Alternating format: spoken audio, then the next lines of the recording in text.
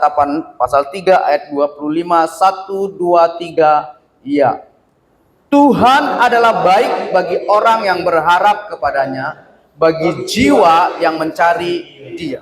Puji nama Tuhan, silakan duduk. Bapak Ibu saudara yang berkati oleh Tuhan, kitab Peratapan ini lahir dari konteks penderitaan yang sangat dalam yang dialami oleh bangsa Israel pada waktu itu. Dan kitab Peratapan ini merupakan kitab yang ditulis oleh Nabi Yeremia yang benar-benar sangat meratapi keadaan bangsa Israel pada waktu itu. Karena Nabi Yeremia tahu dengan jelas bahwasanya umat Israel adalah umat pilihannya Allah. Tetapi dengan melihat keadaan yang mereka alami pada waktu itu, Nabi Yeremia sangat meratap, sangat sedih. Karena apa Bapak Ibu Saudara? Pertama, Yerusalem telah dihancurkan. Di mana di Yerusalem adalah tempat di mana bait Allah itu berdiri. Bait Allah merupakan tempat di mana Allah berada. Ketika bait Allah dihancurkan, mereka tidak bisa lagi berjumpa dengan Allah. Bait Allah diruntuhkan, umat dibuang. Bangsa Israel mengalami masa pembuangan 70 tahun di bangsa Babel. Dan melihat seakan-akan masa depan itu gelap. Karena tidak ada pengharapan.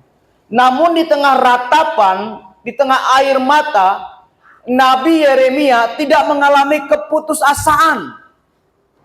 Dia menemukan satu kebenaran yang teguh. Apa kebenaran itu Bapak Ibu Saudara? Bahwasanya kebaikan Tuhan itu tidak pernah lenyap. Kebaikan Tuhan itu tidak pernah hilang bagi kehidupan bangsa Israel.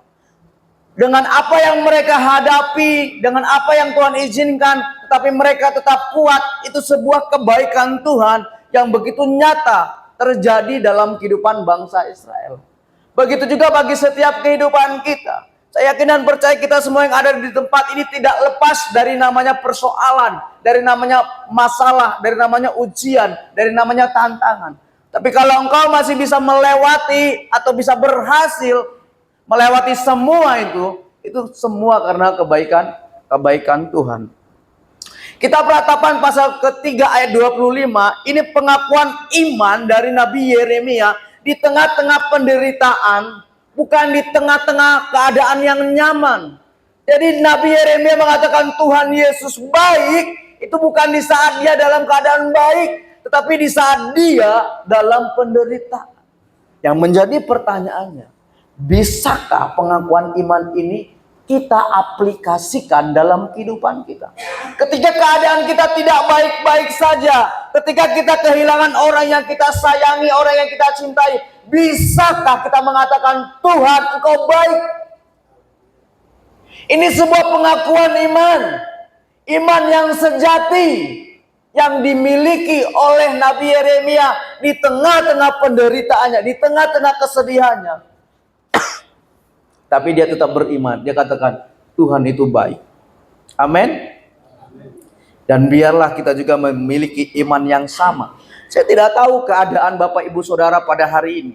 Tapi saya mau katakan apapun keadaanmu, jangan pernah lupa mengucap syukur kepada Tuhan. Jangan pernah katakan Tuhan jahat dengan apa yang kita alami hari ini. Jangan pernah katakan Tuhan tidak peduli dengan apa yang kita alami hari ini. Saudara, Tuhan itu sangat baik dan sangat peduli dalam kehidupan kita. Tapi terkadang kita melupakan Tuhan. Saudara pernah baca kisah tentang murid-murid yang hampir tenggelam karena ombak badai di tengah danau Galilea? Saudara tahu nggak posisi Tuhan di mana? Pada waktu itu, karena mereka menyadari mereka adalah seorang nelayan, mereka pandai mengarungi danau, laut. Mereka taruh posisi Yesus di mana? Di buritan. Saudara tahu kapal di buritan di paling belakang. Bayangkan Tuhan ditaruh di paling belakang. Tapi ketika masalah datang, persoalan datang, mereka mulai mempersalahkan Tuhan, katakan, Yesus, Rabi, Guru, Engkau tidak pedulikah dengan kami? Kita mau tenggelam. Seringkali kita seperti itu. Kita menaruh Tuhan di paling belakang. Tapi ketika masalah persoalan terjadi, kita mulai mempersalahkan Tuhan. Kita katakan, Tuhan kok tidak peduli dengan kami? Tuhan, mana kebaikan? Saya kemudian percaya kita adalah orang-orang yang tidak pernah memposisikan Tuhan atau menaruh Tuhan di posisi belakang. Amin. Tuhan adalah baik. Ini merupakan kalimat deklaratif atau kalimat pernyataan yang menyatakan sesuatu yang benar. Dan memang benar, Tuhan itu baik. Kata baik itu bukan sekedar perasaan, tetapi sifat Allah yang tetap. Jadi kebaikan Tuhan itu bukan hanya kita rasa, tapi kita apa?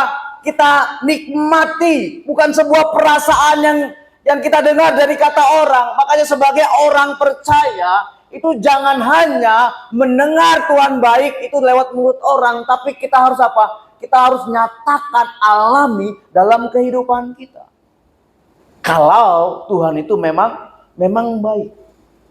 Dan Nabi Yeremia itu tidak mengatakan Tuhan terasa baik, tidak. Tapi Nabi Yeremia mengatakan dengan iman, Tuhan adalah baik. Yang artinya apa? Ada dua arti. Yang pertama, kebaikan Tuhan tidak bisa dibatalkan oleh penderitaan. Yang pertama. Yang kedua, kebaikan Tuhan tidak bisa diukur dengan situasi lahiriah. Jadi kebaikan Tuhan terjadi dalam kehidupan kita tidak bisa dibatalkan oleh penderitaan, dan kebaikan Tuhan itu tidak bisa diukur dengan situasi yang lahiriah dalam kehidupan kita. Dan Tuhan adalah baik. Ini merupakan sebuah deklarasi iman dari seorang Nabi Yeremia. Yang menjadi pertanyaannya Bapak Ibu Saudara, kebaikan Tuhan itu terjadi kepada siapa? Apakah semua orang menikmati kebaikan Tuhan? Kalau kita melihat di kitab Peratapan ini, ada dua orang atau dua pribadi, dua kelompok yang bisa menikmati kebaikan Tuhan. Yang pertama adalah mereka yang berharap kepada Tuhan. Arti kata berharap secara umum itu menantikan sesuatu yang baik di masa depan. Memiliki keyakinan bahwa sesuatu akan terjadi dan tidak menyerah walaupun hasilnya belum terlihat. Itu arti kata berharap secara umum. Kalau arti kata berharap secara alkitabiah, ini menuju kepada pribadi yang bersandar penuh kepada Tuhan. Pribadi yang mempercayai janji dan karakter Kristus. Dan pribadi yang menantikan Tuhan dengan setia dan ketaatan. Ini arti kata berharap. Jadi biarlah kita menjadi orang-orang yang berharap kepada Tuhan, yang artinya kita menjadi pribadi yang bersandar penuh kepada Tuhan. Kita menjadi pribadi yang percaya akan janji Tuhan. Kita menjadi pribadi yang percaya akan karakter Tuhan. Dan kita menjadi pribadi yang menantikan Tuhan dengan kesetiaan dan ketaatan. Karena ada banyak orang yang mulai tidak taat dan setia kepada Tuhan ketika Tuhan izinkan penderitaan terjadi dalam kehidupan mereka. Makanya mereka mulai mempertanyakan kebaikan Tuhan. Mereka mulai mempertanyakan kepedulian Tuhan dalam kehidupannya. Saya yakin dan percaya kepada kita semua yang ada di tempat ini, kita adalah orang-orang yang tetap bersandar penuh kepada Tuhan. Amin. Kita adalah orang-orang yang percaya kepada janji-janji Tuhan. Dan kita adalah orang-orang yang menantikan Tuhan dengan apa? Dengan setia dan taat. Harapan dalam Alkitabiah, dalam Alkitab itu harus berpusat kepada Allah. Dalam kitab Roma pasal yang kelima dikatakan, Roma 5 pasal yang kelima, harapan kita di dalam Tuhan itu tidak akan pernah mengecewakan. Ketika kita menaruh harapan kita kepada Tuhan, kita tidak akan pernah mengecewakan. Ketika kita menaruh harapan kita kepada orang tua kita, kepada istri kita, kepada suami kita, kepada anak kita, kepada bos kita, kepada harta kita, kepada kemampuan kita, kepada kecerdasan kita, kepada talenta kita, pasti kita akan mengalami namanya kekecewaan. Karena apa yang kita harapkan, apa yang kita andalkan, manusia, harta, kecerdasan, itu tidak abadi, itu tidak kekal, dan itu tidak selalu bisa menolong kehidupan kita. Tetapi ketika kita berharap kepada Tuhan, tetap harapan kita itu tidak akan pernah mengecewakan. Dan harapan ini, harapan orang-orang percaya itu jangan pernah dipengaruhi dengan keadaan. Ketika keadaan tidak baik-baik saja, jangan sampai harapanmu mulai luntur. Harapanmu mulai apa? Mulai mengecil. Dalam situasi keadaan apapun, jangan pernah membuat harapanmu hilang dalam Tuhan. Tetap berharap. Makanya orang yang berharap, mereka akan hidup dalam iman. Sekalipun mereka tidak belum melihat jalan keluar dari Tuhan, tapi mereka tetap berharap karena mereka percaya Tuhan akan menepati janjinya. Amin. Nah, dalam Alkitab, harapan juga bukan sekedar optimisme, tapi harapan itu berbicara tentang iman yang aktif. Iman yang aktif adalah iman yang bertumbuh. Iman yang bertumbuh adalah iman yang hidup. Iman yang hidup itu adalah iman yang disertai oleh perbuatan. Jangan mulut kita mengatakan, oh saya beriman kepada Tuhan, tapi tingkah laku kita, pemikiran kita tidak beriman. Karena itu banyak sekali kita dapati pada orang-orang percaya hari-hari ini. Judulnya saja dia orang percaya, tapi tingkah lakunya, tutur katanya itu tidak menunjukkan sebagai orang-orang percaya. Karena saya mau katakan, orang percaya jangan pernah hidup dalam ketakutan. Orang percaya tidak boleh hidup dalam kekhawatiran.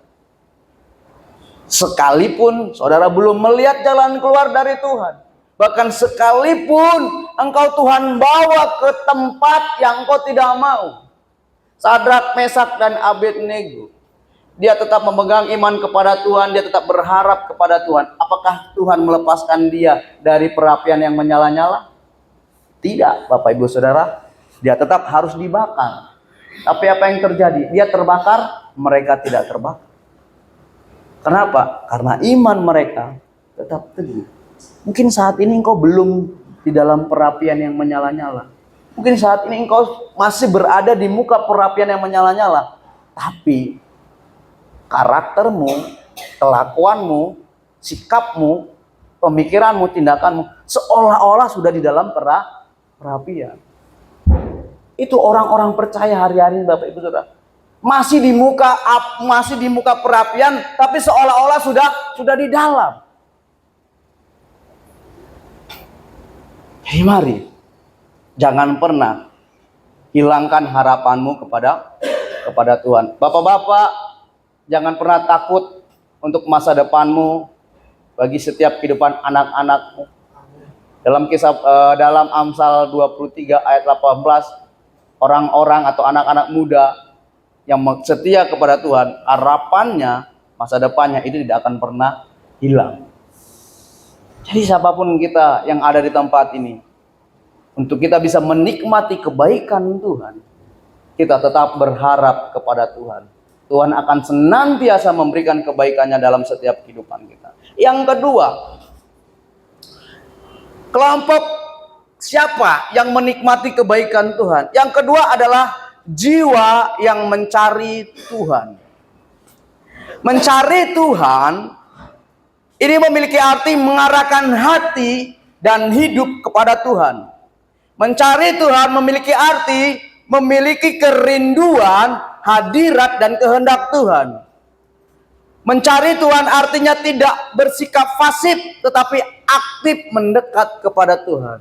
Nah, hari ini Bapak Ibu Saudara menunjukkan bahwasanya Bapak Ibu Saudara mencari Tuhan dengan datang beribadah kepada Tuhan.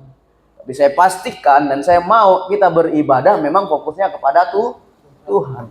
Jangan karena kita sebagai orang percaya, orang Kristen, kita beribadah. Enggak, saudara. Jangan seperti yang Tuhan katakan. Banyak orang-orang percaya saat ini dia beribadah kepada Tuhan karena apa? Aturan-aturan dari manusia. Bapak Ibu saudara yang berkati oleh Tuhan, dalam kitab Roma pasal 12 ayat 2, ibadah yang sejati adalah ibadah yang mempersembahkan tubuh kita. Artinya ketika engkau beribadah kepada Tuhan, fokusmu kepada Tuhan. Jangan kau pikirkan, oh bagaimana pekerjaan saya besok. Ya kan? Apalagi biasanya begini, sementara ibadah, terus hujan kita berjemur, kita aduh tapi jemuran bagaimana ya? Tapi anak bagaimana ya? Saudara, ketika kita melakukan bagian kita di dalam Tuhan, Tuhan akan mengerjakan bagiannya lebih daripada apa yang kita pikirkan. Persembahkan tubuh kita. Tuhan tidak pernah minta uang kita untuk kita beribadah, saudara. Saya mau katakan, Tuhan tidak butuh uangmu. Tapi pekerjaan Tuhan butuh uang. Yang Tuhan butuhkan, yang Tuhan minta ketika kita beribadah, itu bukan uang kita, tapi tubuh kita. Tapi pekerjaan Tuhan itu butuh uang. Kalau saudara tidak kasih derma, kebutuhan di sini ya tidak akan bisa dipenuhi. Karena apa? Kan kebutuhan yang di sini itu dari derma saudara. Tapi juga jangan karena saudara tidak punya derma, saudara tidak beribadah. Jangan sampai kita ditipu oleh iblis. Ngana tara derma, nggak usah ibadah sudah, nanti ngana malu. Ngana pe teman-teman badiri kasih derma, kok ngana cuma diam, kok ngana bilang, ih ngana kepo kong, ibadah nggak bawa derma. Ngana sekakar ya dengan Tuhan nih. Bayangkan ngana dengan Tuhan saja ngana sekakar, apalagi dengan manusia. Karena kan iblis begitu, saudara. Iblis menghakimi kita. Padahal yang Tuhan minta untuk mempersembahkan tubuh kita. Mencari Tuhan artinya merindukan hadirat Tuhan. Baiklah, kita menjadi orang-orang yang senantiasa merindukan hadirat Tuhan. Saudara, saya mau katakan, saudara, jangan beribadah hanya hari Minggu saja. Di waktu-waktumu bisa beribadah kepada Tuhan. Karena Tuhan kita itu bisa dijumpai kapan saja. Saudara, tidak seperti keyakinan yang lain, mau jumpa Tuhan itu harus ada waktunya. Tidak, saudara. Tuhan kita itu bisa dijumpai kapan saja. Nah, kata mencari Tuhan itu bukan sekedar kita mengetahui tentang Tuhan, tapi kata mencari Tuhan itu kita memiliki relasi dengan Tuhan. Jadi ketika kita mencari Tuhan, bukan sekadar Tuhan ada di sini, tidak, tapi ada hubungan yang kita bangun dengan Tuhan. Sehingga apa? Sehingga kita menjadi tetap datang kepada Tuhan sekalipun sedang terluka, sekalipun sedang dalam masalah, sekalipun dalam persoalan. Itu orang yang punya hubungan dengan Tuhan. Ketika Tuhan tidak menolong kehidupannya, ketika dia belum mendapat atau menerima jawaban dari Tuhan lewat doa-doanya, dia tetap datang kepada Tuhan. Karena apa? Karena ada hubungan. Saya tanya kepada saudara, bapak ibu yang sudah menikah, ya, ketika engkau bermasalah dengan istrimu atau suamimu, ya, apa engkau langsung lari? Mungkin dia tetap tetap membangun kembali hubungan, tetap memperbaiki hubungan. Kalaupun mungkin bapak-bapak hari ini atau bulan ini engkau tidak mentransfer gajimu kepada istrimu, apakah mungkin istrimu tidak mencari engkau? Kasih biar sudah, kita cari laki-laki yang lain sudah. Kan enggak. Itulah sebuah hubungan. Jadi kata mencari Tuhan itu tetap datang kepada Tuhan meskipun kita dalam masalah, dalam persoalan, dalam penderitaan. Dan kata mencari Tuhan itu, kita tidak menjauh dari Tuhan ketika kita ada dosa. Kadang iblis menanamkan dalam kehidupan kita, ketika kita mulai berdosa, kita tidak harus datang kepada Tuhan.